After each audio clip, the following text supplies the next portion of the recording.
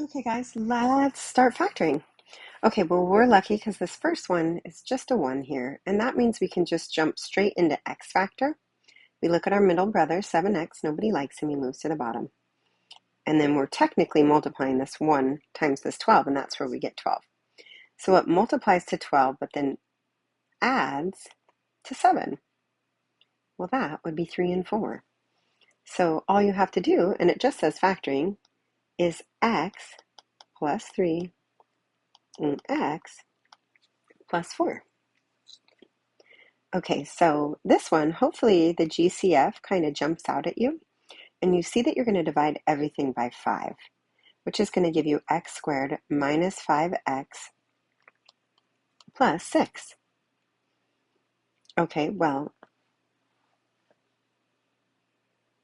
again, now that this is just a 1, all we have to do is our x factor. But please don't forget that your GCF needs to stay attached to it when you're factoring. When you're solving, it's different, but factoring, your GCF has to stay attached to it. So I'm going to go ahead and do my x, and I'm going to put negative 5 at the bottom and positive 6 up here. My multipliers of that are going to be a negative 2 and a negative 3. Together, they multiply to a positive 6 and add to a negative 5. So there we go. All right, I look again and I get another GCF. Sweet. So I have divide everything by 2. I get x squared minus 8x minus 20. And I can do a tiny little x here. I'm going to have negative 8 and a negative 20. So what multiplies to a negative 8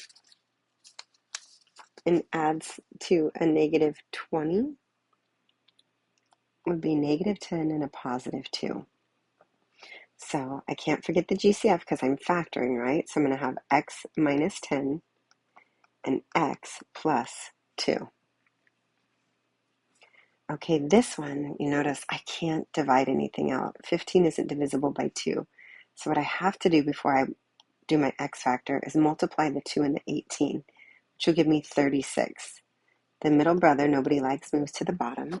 And then the question is, what multiplies to a positive 36 but adds to a negative 18? And that would be a negative 12 and a negative 3. That's kind of a tricky one.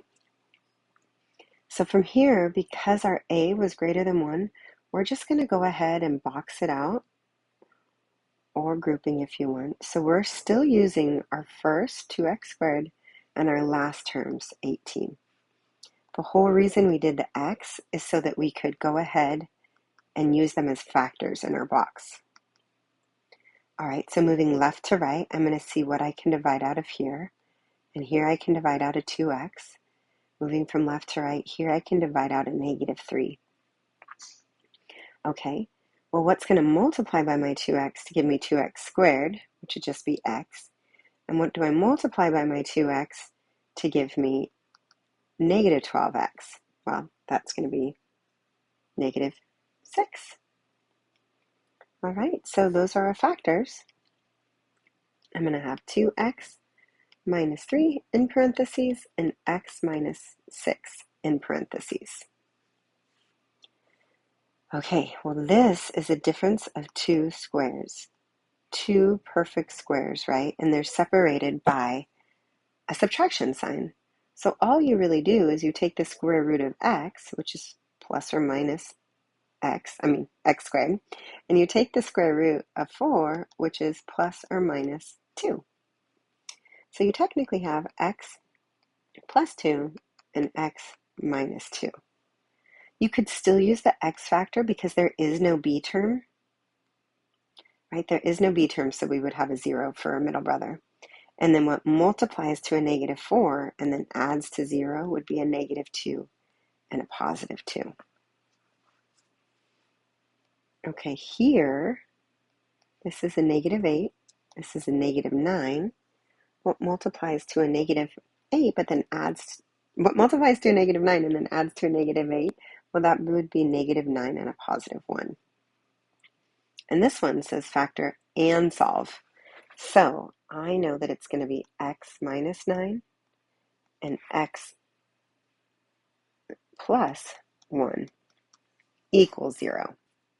So x minus 9 equals 0. I'll add 9 and get x equals 9. And x plus 1 equals 0. I'll minus 1 and minus 1 and get x equals negative 1. Okay, over here, if we look, again, factor and solve, factor and solve, factor and solve, these last few. I need to move this 30 over so that it's equal to 0. So I have x squared plus x minus 30. Right? I'm going to go ahead and I'm going to do my x factor, right? My middle brother, technically there's a 1 here. And it's going to multiply to a negative 30. Well, that's going to be a positive 6 and a negative 5. Okay, so I have x plus 6 and x minus 5.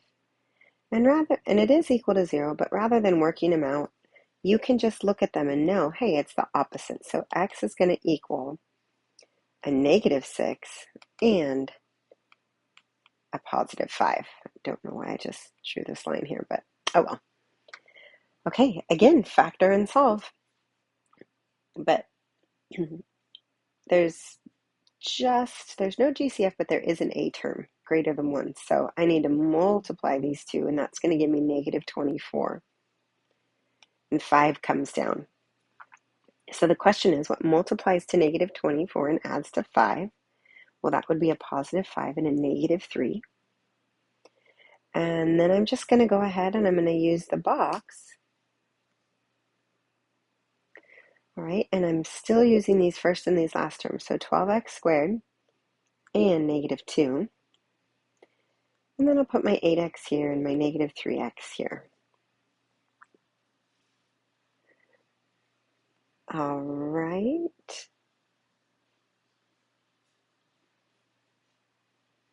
Okay, so I'm going to move from left to right, and I'm going to see what I can divide out. The biggest number I can divide out is a 4x. All right, and moving over here, the only number I can divide out is a 1. Okay, so what multiplies to 12x squared would be a 3x. And if you notice, negative 1, 3x, hopefully I can make that look more like an x, and 3x multiply to a negative 3x. All right, and then what multiplies to 8 from 4x would be a 2. So now I have 3x plus 2 and 4x minus 1. They're equal to 0. So this might be the time when you want to actually just divide them out. Like 3x plus 1 equals 0, or minus 1 and minus 1. 3x equals negative 1. I'll divide by 3 and divide by 3 and get x equals negative 1/3.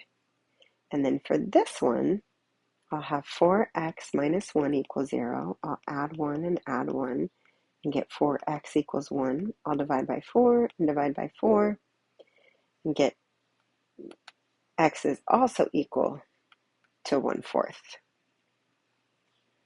Okay, the very last problem, but I'm going to erase so that I have a little bit of room here. So forgive me.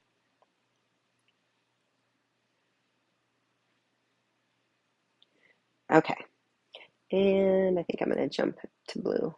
Oops, where did that go? Blue. Okay, so first thing, I got to move this 12x over because it needs to be equal to 0. What I do to one side, I have to do to the other. So I'm left with 9x squared minus 12x, excuse me, plus 4 equals 0. I look and see if there's a GCF, but there isn't any. So what I'm stuck doing is I've got to multiply my A and my C term, which is going to give me 36. And then a negative 12 goes to the bottom. All right, what multiplies to 36 and then adds to a negative 12 would be negative 6 and negative 6.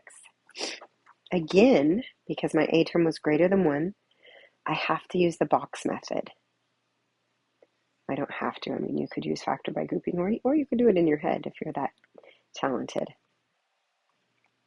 So my first and my last terms, the 4 and the 9x squared, go in the first box and the last box. And then a negative 6x and a negative 6x go in those other two. I look to see what I can divide out here, and I can divide out a negative 2. I look to see what I can divide out of these, and I can divide out a 3x. All right, if I look to see what I multiply by 3x that would give me 9x squared, it would be 3. And what I multiply by 3x to give me negative 6x would be a negative 2. Oh, oops, that's supposed to be an x. So, oh wow, look at this. I have 3x minus 2 and 3x minus 2. Ooh, which is also just 3x minus 2 squared. But let's go ahead and solve it because that's what it's asking me to do. So 3x minus 2 equals 0. I'll add 2 and add 2, and I'll have 3x equals 2. I'll divide by 3 and divide by 3 and get x equals 2 over 3. And that's it, guys. You are all done. I will see you on your final.